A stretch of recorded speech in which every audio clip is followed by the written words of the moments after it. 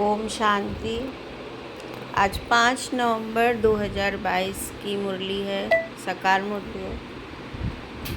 तो आज बाबा ने सार में कहा, मीठे बच्चे, तुम्हें गृहस्थ व्यवहार में रहते सभी से तोड़ निभाना है। एक बार बेहद का संन्यास कर 21 जन्म की प्रारब्ध बनानी है। सार में बाबा ने क्या कहा, मीठे बच्चे, तुम्हें गृहस्थ व्यवहार में ही रहना है, लेकिन सबसे तोड़ निभाना है।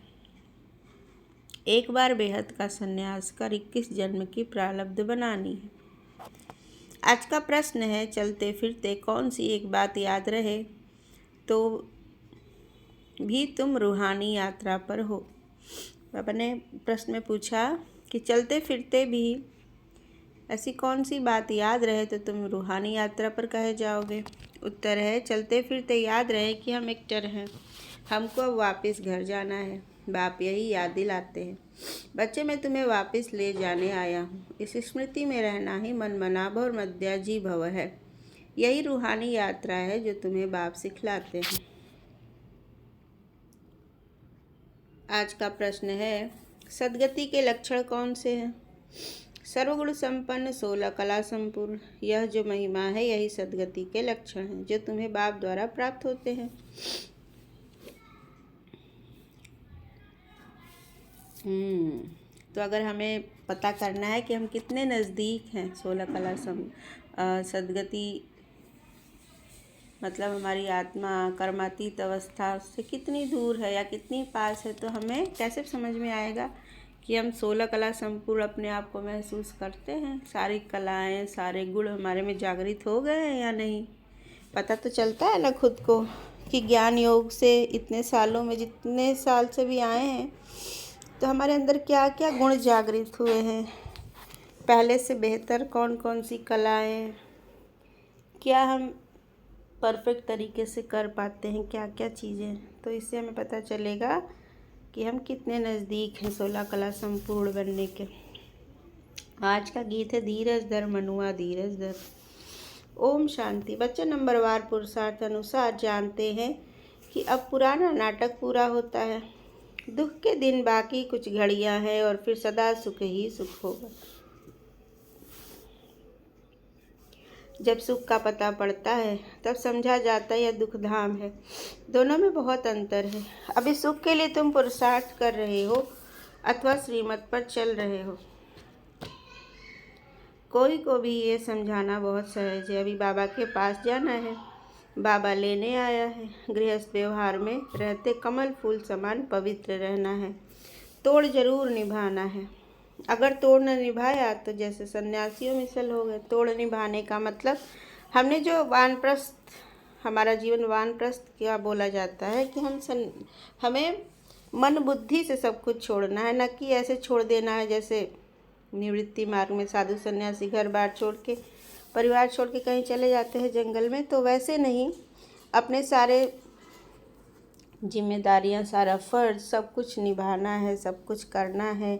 और उसके करते हुए बुद्धि और मन बुद्धि में हमारा ये ज्ञान का विचार चलता रहे। मन बुद्धि से हम अपने आप को ट्रांसफॉर्म करते रहें। मन बुद्धि हम विश्लेषण इस ज्ञान का करता रहें और हम अपने आप को परफेक्ट बनाते रहें। बाहरी चीज़ों में ऐसे नहीं उलझना है जैसे हम पहले उलझे हुए थे, या पहले जितना हम बाहरी हर एक बात में जितना हम उसमें घुस जाते थे, उसका रस ले रहे थे। हमें वैसे नहीं घुसना है बातों में। बस जिम्मेदारी निभानी भी है, सब कुछ करना भी है, लेकिन हमारा मन और बुद्धि इस ज्ञान में ही रहना चाहिए। ये मतलब होता है तोड़ निभाना। मतलब तोड़ तो लिया है बुद्धि को बाहरी दुनिया से, लेकिन फिर भी निभा रहे हैं। निभाना तो पड़ेगा क्योंकि अभी गृहस्थ जीवन में रहना है, हमारा सारा सब कुछ हमें ही देखना है, छोड़ तो नहीं देना है। तो इसको कहते हैं तोड़ निभाना। तो बाबा ने कहा कि गृहस्थ व्यवहार में रहते कमल फूल समान पवित्र रहना है और तोड़ जरूर निभाना है। धारणाएं भी करनी है और तोड़ भी निभाना है। अगर तोड़ न निभाया तो जैसे सन्यासियों मिसल हो गए। जो तोड़ नहीं निभाते हैं उनको निवृत्ति मार्ग अथवा हठ योग कहा जाता है। तो हठ योगी होते हैं ना, घर छोड़ के कहीं वृक्ष के नीचे जाके बैठ के तपस्या कर रहे हैं, घर गृहस्थी से कोई मतलब नहीं है, तो उसको हठ योग कहते हैं। बाबा यहाँ हमें हठ योग करने के लिए नहीं बोलते हैं। उनको निवृत्ति मार्ग अथवा हठ योग कहा जाता है। अभी भगवान राजयोग सिखलाते हैं जो हम सीखते हैं। ये राजयोग तो है ये राजा बनने का, तो राजा की तो प्रवृत्ति होती है। राजा रानी के तो सिर्फ अपने वंश ही नहीं पूरी प्रजा की पालना करनी होती है। वो कहाँ छोड़ के जाके जंगल में बैठेगा। तो ये राजयोग तो हमें राजा जैसा सबकी पालना करना सिखाता है। और वर्तमान में प्रैक्टिकल में हम अपने लाइफ में इसको अप्लाई करते जाते हैं। तो यहाँ प्रवृत्ति नहीं संभालेंगे तो फिर सतयुग में कहाँ राजा बन के प्रवृत्ति संभालेंगे, अपने प्रजा और अपने वंश की पालना कैसे करेंगे। सीखना तो यही है। तो ये तोड़ निभाना है। तोड़ निभाना कि मन बुद्धि से वैराग्य रहे। तोड़ निभाने का मतलब मन बुद्धि की आसक्ति किसी चीज़ में ऐसे गहरी फंसी ना हो, ना ही किसी के मोह माया में, व्यक्तियों देदारियों, अपने बाल बच्चे परिवार संबंधी में, मित्र में, ना ऐसे मोह फंसा हो, ना वस्तुओं में कोई चीज़ बहुत अच्छी लगती है। किसी भी चीज़ में आसक्ति हो सकती है किसी की, खाने पीने की वस्तु में, कपड़े में, धन में, जिस चीज़ में भी किसी किसी की हॉबी होती है। तो इसमें हमारी आसक्ति नहीं जानी चाहिए। इसको कहते हैं बेहद का वैराग्य। गृहस्थ में रहो भी और वैराग्य भी रहे अंदर से। हाँ, ज़रूरत की चीज़ें भी खरीदो, ज़रूरत की चीज़ें करो, सब कुछ करो, लेकिन मन से आसक्ति ना हो। आज ये है और एक सेकंड बाद ना भी है तो भी हमारी अवस्था ठीक वैसी ही हो, बराबर हो, एक रस अवस्था हो हमारे ऊपर, उसका कोई प्रभाव नहीं पड़ना चाहिए। आसक्ति होती है तो हम टूट जाते हैं कि हमारे पास आज ये चीज़ था और कल कहीं खो गया, कोई ले गया, कोई चुरा गया, धन की हानि हो गई। तो इसको कहते हैं आसक्ति। से हम प्रभाव में आ जाते हैं और दुखी होते हैं। अगर भगवान पे विश्वास है पूरा तो हमारे पास किसी भी चीज़ की कोई कमी नहीं रहती है और ना ही आसक्ति या मोह होगा। तो बाबा ने कहा अगर तोड़ न निभाया तो जैसे सन्यासियों मिसल हो गए जो तोड़ नहीं निभाते हैं, उनको निवृत्ति मार्ग अथवा हठ योग कहा जाता है। अभी भगवान राजयोग सिखलाते हैं जो हम सीखते हैं। भारत का धर्म शास्त्र है गीता। सन्यासियों का हठ योग घर बार छोड़ जंगल में चले जाना। उनको जन्म बाय जन्म संन्यास करना पड़ता है। तुम गृहस्थ व्यवहार में रहते एक बार संन्यास करते हो, फिर 21 जन्म उनकी प्रारब्ध पाते हो। भी संन्यास हमारा कैसा है, सिर्फ मन बुद्धि का है।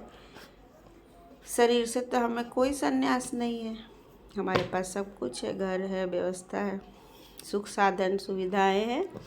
संन्यास मन से सिर्फ करना है, वो तो संन्यास भी नहीं कहा जाएगा। तुम्हारे राजयोग का तो बहुत गायन है। भगवान ने राजयोग सिखाया था। भगवान ऊंचे ते ऊंचे को ही कहा जाता है। श्री कृष्ण भगवान हो न सके, बेहद का बाप है ही निराकार, बेहद की बादशाही वही दे सकते हैं। यहाँ गृहस्थ व्यवहार से नफरत नहीं की जाती है। बाप कहते ये अंतिम जन्म गृहस्थ व्यवहार में रहते पवित्र बनो। पतित पावन कोई सन्यासी को कह नहीं सकते। वह भी पावन दुनिया चाहते हैं। वह दुनिया है एक जिसके लिए पतित पावन बाप को बुलाते हैं। जबकि वह गृहस्थ व्यवहार में ही नहीं है तो देवताओं को भी नहीं मानेंगे। वह कभी राजयोग सिखला न सके, न बाप कभी हठ योग सिखला सके। यह समझने की बातें हैं। अब दिल्ली में वर्ल्ड कॉन्फ्रेंस होनी है, वहाँ यह समझाना है, लिखत में देना है। लिखत में होगा तो वह समझ जाएंगे। अब हम हैं ऊंचे ते ऊंच ब्राह्मण कुल के, वह शूद्र कुल के। हम हैं आस्तिक, वह है नास्तिक। वह है ईश्वर को न जानने वाले, हम हैं ईश्वर से योग रखने वाले। तो मतभेद है ना। बाप ही आकर आस्तिक बनाते हैं। बाप का बनने से बाप का वर्षा मिल जाता है। ये बड़ी पेचीली बातें हैं। पहले तो बुद्धि में ठिकाना है कि गीता का भगवान परमपिता परमात्मा है। उसने ही आदि सनातन देवी देवता धर्म स्थापन किया था। भारत का देवी देवता धर्म ही मुख्य है। भारतवासी अपने धर्म को भूल गए हैं। पूरे 5000 साल हो गए ना, इसलिए भूल जाते हैं। द्वापर के बाद कोई जो विदेशी आए हैं वो अपने हिसाब से हिंदुस्तान और भिन्न भिन्न नाम रख देते हैं। इंडिया रख दिया, हिंदुस्तान रख दिया, हिंदी बोलने वाले हिंदुस्तानी हो गए। और धर्म क्या है, हिंदू धर्म भी बता दिया कि धर्म हिंदू है, जबकि हमारा आदि सनातन धर्म, आदि सनातन देवी देवता धर्म है। पूरा नाम है आदि सनातन देवी देवता धर्म, जो कि सब देवताएं थे पूरे सतयुग और त्रेता में आने वाली आत्माएं देवकुल की आत्माएं। भारतवासी अपने धर्म को भूल गए हैं, यह भी तुम जानते हो। भारतवासियों को ड्रामानुसार अपना धर्म भूलना ही है। तो बाप आकर फिर स्थापन करते तो शिव को फिर से आना पड़ता है। निराकार शिव ने ही आदि सनातन देवी देवता धर्म की स्थापना की है, वही करते हैं। हर 5000 साल बाद उनको पुनः पुनः करना पड़ता है। ये ड्रामा ही है ऐसा कि हमें भूलना पड़ता है। 2500 साल बाद भूलेंगे नहीं तो ये ड्रामा पे चढ़ती कला उतरती कला कैसे रिपीट होगा, है ना। दिन के बाद अगर रात नहीं होगा तो फिर दिन कैसे होगा। तो ये इसी तरीके से ड्रामा भी है 5000 साल का। कहते जब जब देवी देवता धर्म प्राय लोप हो जाता है तब मैं आता हूँ। प्राय लोप भी जरूर होना है। कहते बैल की एक टांग टूट गई, बाकी 3 टांगों पर दुनिया खड़ी है। मुख्य है ही 4 धर्म। अभी देवता धर्म की टांग टूटी हुई है, अर्थात तो धर्म गुम हो गया है। इसलिए बड़ के झाड़ का मिसाल देते हैं कि फाउंडेशन सड़ गया है और बाकी टाल टाड़ियाँ खड़ी है। तो कब तक खड़ी रहेंगी, अभी गिरने वाली है। सब कुछ विनाश होने वाला है, क्योंकि सब धर्मों का जड़ ही है आदि सनातन देवी देवता धर्म। वही लुप्त हो जाएगा तो उनके बाल बच्चे, उनके शाखाएं, पत्तियां, फूल कहाँ तक टिकेंगे। तो अभी पुनर्स्थापन हो रहा है, फिर से नया वृक्ष। पहले जड़ जो तपस्या कर रही आत्माएं, फिर तना आएगा, फिर से टाल टालियाँ बाद में आएंगी, फिर से पुनरावृत्ति होती। बाबा ने कहा तो इनमें भी फाउंडेशन देवता धर्म का है नहीं। बाकी मठ पंथ आदि बहुत खड़े हैं। तुम्हारी बुद्धि में अब सारी रोशनी है। बाप कहते तुम बच्चे इस ड्रामा के राज को जान गए हो कि सारा झाड़ पुराना हो गया है। कलयुग के बाद सतयुग को आना है जरूर, चक्र को फिरना है जरूर। बुद्धि में रखना है कि अब नाटक पूरा हुआ है, हम जा रहे हैं। चलते फिरते याद रहे कि अब हमको वापस जाना है। मन मनाभव मध्याजी भव का भी यही अर्थ है। कोई भी बड़ी सभा में भाषण आदि करना है तो यही समझना है कि परमपिता परमात्मा फिर से कहते हे बच्चे, देह सहित देह के सब धर्म त्याग, अपने को आत्मा समझ बाप को याद करो तो पाप दग्ध होंगे। मैं तुमको राजयोग सिखलाता हूँ। गृहस्थ व्यवहार में रहते कमल फूल समान बन मुझे याद करो। पवित्र रहो, नॉलेज को भी धारण करो। अभी सब दुर्गति में हैं। सतयुग में देवताएं सदगति में थे, फिर बाबा आकर सदगति करते हैं। सर्वगुण संपन्न 16 कला संपूर्ण, यह सदगति के लक्षण। यह लक्षण कौन देते हैं? बाप। उनके फिर लक्षण क्या है? वह ज्ञान का सागर, शांति का सागर। वो तो सागर है, उसे थोड़ा निकाल लिया तो सागर को कभी कम नहीं पड़ता पानी। उस प्रकार से बाबा से हम जितना चाहे उतना शक्ति ज्ञान ले सकते हैं, उसके में कभी कम नहीं पड़ेगा। उनकी महिमा बिल्कुल अलग है। ऐसे नहीं सब एक ही है, एक है। वो अलग है, हम अलग है। वो बाप है, हम सब आत्माएं बच्चे हैं। अब नई रचना रची जाती है। हम प्रजापिता ब्रह्मा की सब औलाद हैं, परंतु वो लोग इन बातों को समझ नहीं सकते। ब्राह्मण वर्ण सबसे ऊंच है। भारत के ही वर्ण गाए जाते हैं। 84 जन्म लेने में इन वर्णों से पास करना होता है। ब्राह्मण है ही संगम पर। वो ब्राह्मण तो उसी नाम पे रख दिया, बाकी जो दुनिया में है असल ब्राह्मण यहाँ संगम पर है, जो इतनी सारी धारणाएं करते। अच्छा, साइलेंस तो बहुत अच्छी है। शांति का हार तो गले में पड़ा है। एक रानी की कहानी है। अब शांति धाम अपना घर बहुत याद पड़ता है। चाहते सभी शांति घर में जाए, परंतु रास्ता कौन बताए। शांति के सागर बाप के सिवाय कोई बता न सके। बाप की महिमा अच्छी है। शांति का सागर, आनंद का सागर, मनुष्य सृष्टि का बीज रूप। कितना रात दिन का फर्क है। कृष्ण को सृष्टि का बीज रूप कह न सके। बाप की महिमा ही अलग है। सर्वव्यापी कहने से महिमा सिद्ध नहीं होती। ऐसे भी नहीं परमात्मा बैठ अपनी पूजा करेंगे। परमात्मा सदैव पूज्य है, वह कभी पुजारी नहीं बनता। ऊपर से जो भी आते हैं वह पूज्य से पुजारी बनते हैं। पॉइंट्स तो बहुत हैं। अब देखो, आते तो कितने ढेर हैं, परंतु निकलते कोटों में कोई है, क्योंकि मंजिल ऊंची है। प्रजा तो ढेर बनती रहेगी, परंतु कोटों में कोई माला का दाना बनते हैं। नारद का मिसाल तुम अपनी शक्ल देखो। लक्ष्मी को वरने लायक बने हो, राजा तो थोड़े बनेंगे। एक राजा की ढेर प्रजा बनती है। पुरुषार्थ करना चाहिए ऊंच बनने का। राजाओं में भी कोई बड़ा राजा कोई छोटा। भारत की कितनी राजाएं जितनी राजाइयाँ चली आती हैं। सतयुग में भी बहुत राजाएं महाराजाएं होते हैं। महाराजाओं के फिर प्रिंस प्रिंसेस भी होते हैं। उनके पास बहुत प्रॉपर्टी होती है, राजाओं के पास कम प्रॉपर्टी होती। अब ये प्रजा का प्रजा पर राज्य। अभी राजधानी स्थापन हो रही है। यह है श्री लक्ष्मी नारायण बनने की यह है श्री लक्ष्मी नारायण बनने की नॉलेज। उसके लिए ही तुम पुरुषार्थ कर रहे हो। पूछते हैं लक्ष्मी नारायण का पद पाएंगे व राम सीता का, तो सब कहते लक्ष्मी नारायण का। बाप से पूरा वर्षा लेंगे। वंडरफुल बातें हैं और कोई जगह ये बातें नहीं हैं, न कोई शास्त्र में ही है, न तुम्हारी बुद्धि का ताला खुल जाता है।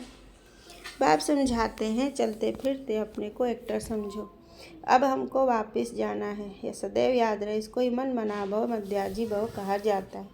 बाप घड़ी घड़ी याद दिलाते बच्चे तुमको वापस ले जाने आया हूँ। यह रूहानी यात्रा यह बाप के सिवाय और कोई करा नहीं सकते। भारत की महिमा भी करनी है। यह भारत होलीस्ट लैंड है। सर्व के दुख हरता सुख करता सबके सदगति दाता बाप का बर्थ प्लेस है। वही बाप सबका लिबरेटर भी है। ये बड़े से बड़ा तीर्थ स्थान है। भारतवासी भल शिव के मंदिर में जाते हैं परंतु बाप को नहीं जानते हैं। गांधी को जानते हैं, समझते वह बहुत अच्छा था, इसलिए उन पर जाकर फूल चढ़ाते हैं, लाखों खर्चा करते हैं। अब इस समय तुम उन्हों का राज्य जो चाहे सो कर सकते हैं। यह तो बाप बैठ गुप्त धर्म की स्थापना करते। भारत में पहले देवताओं का राज्य था। दिखाते हैं असुरों और देवताओं की लड़ाई लगी, परंतु ऐसी बात है नहीं। यहाँ युद्ध के मैदान में माया पर जीत पाई जाती है। माया पर जीत तो जरूर सर्वशक्तिमान बाप ही पहनाएंगे। बाप ही रावण राज्य से छुड़ाए राम राज्य की स्थापना कर रहे हैं। बाकी वहाँ लड़ाई आदि की बात होती नहीं है। अभी देखो मनुष्यों में शक्तिमान क्रिश्चियन लोग हैं, वह सब पर जीत पहन सकते हैं, परंतु वह विश्व का मालिक बने यह कायदा नहीं है। इस राज को तुम ही जानते हो। इस समय सर्वशक्तिमान राजधानी क्रिश्चियन की है, नहीं तो उन्हों की संख्या सबसे कम होनी चाहिए क्योंकि लास्ट में आए हैं, परंतु तीनों धर्मों में यह सबसे तीखा है। सबको हाथ में कर बैठे हैं। यह भी ड्रामा बना हुआ है, इन द्वारा ही फिर हमको राजधानी मिलती है। कहानी भी है, दो बंदर लड़े माखन तीसरे को मिल जाता है। वो आपस में लड़ते हैं, माखन भारतवासियों को मिल जाता है। वो एकता उनके अंदर है नहीं। क्रिश्चियन भी अलग अलग, अमेरिकन अलग, ऑस्ट्रेलिया अलग, तो यूरोप अलग, रशियन अलग है ना। क्रिश्चियन होके भी उनमें एकता नहीं है। वो खुद आपस में लड़ेंगे, पूरी दुनिया समाप्त करेंगे, फिर जो बचेगा वो भारत राज्य करेगा, क्योंकि ऐसा ही ड्रामा बना हुआ है। कहानी तो पाई पैसे की है, अर्थ कितना बड़ा है। वह है कि दो बंदर लड़े और बिल्ला माखन खा गए। मनुष्य एक्टर होते भी ड्रामा को नहीं जानते, इस ज्ञान को समझते फिर भी गरीब है। साहूकार लोग कुछ भी नहीं समझते। गरीब निवाज पतित पावन बाप ही गाया हुआ है। प्रैक्टिकल में पार्ट बजा रहे हैं, बड़ी बड़ी सभाओं में तुमको समझाना है। विवेक कहता है कि धीरे धीरे वाहवा निकलेगी, लास्ट मोमेंट में डंका बजना है। अभी तो बच्चों पर गिरचारी बैठती रहती है, लाइन क्लियर नहीं है, विघ्न पड़ते रहते हैं। जितना पुरुषार्थ करेंगे उतना ऊंचा प्रारब्ध मिलेगी। पांडवों को 3 पैर पृथ्वी के नहीं मिलते थे, अभी यह गायन है, परंतु ये किसको पता नहीं है कि वही फिर विश्व के मालिक बनेंगे। प्रैक्टिकल में तुम बच्चे अब जानते हो, इसमें अफसोस नहीं किया जाता है। कल्प पहले भी ऐसे हुआ था। ड्रामा के पट्टे पर खड़ा रहना है, हिलना नहीं चाहिए। अब नाटक पूरा होता है, चलते हैं सुखधाम में। पढ़ाई ऐसी पढ़े जो उच्च पद पा ले वे अच्छा। मीठे मीठे सिकिल दे बच्चों प्रति रूहानी प्रति माता पिता बाप दादा का याद प्यार और गुड मॉर्निंग। रूहानी बाप की रूहानी बच्चों को नमस्ते। धारणा के लिए मुख्य सार, किसी भी बात का अफसोस नहीं करना है। अपनी बुद्धि की लाइन सदा क्लियर रखनी है। ग्रहचारी से अपनी संभाल करनी है। गृहस्थ व्यवहार से तोड़ निभाना है, नफरत नहीं करनी है। कमल फूल समान रहना है। आस्तिक बन सबको आस्तिक बनाना है। आज का वरदान है, बड़े दिल रख सेवा का प्रत्यक्ष फल निकालने वाले विश्व कल्याणकारी भव। जो बच्चे बड़ी दिल रखकर सेवा करते हैं तो सेवा का प्रत्यक्ष फल भी बड़ा निकलता है। कोई भी कार्य करो तो स्वयं करने में बड़ी दिल और दूसरों के सहयोगी बनाने में बड़ी दिल हो। स्वयं प्रति या साथी सहयोगी आत्माओं प्रति संकुचित दिल नहीं रखो। बड़ी दिल रखने से मिट्टी भी सोना हो जाती है। कमज़ोर साथी भी शक्तिशाली बन जाते हैं। असंभव सफलता संभव हो जाती है। इसके लिए मैं की बलि चढ़ा दो तो बड़ी दिल वाले विश्व कल्याणकारी बन जाएंगे। आज का स्लोगन है, कारण को निवारण में परिवर्तन करना ही शुभचिंतक बनना है। ओम शांति।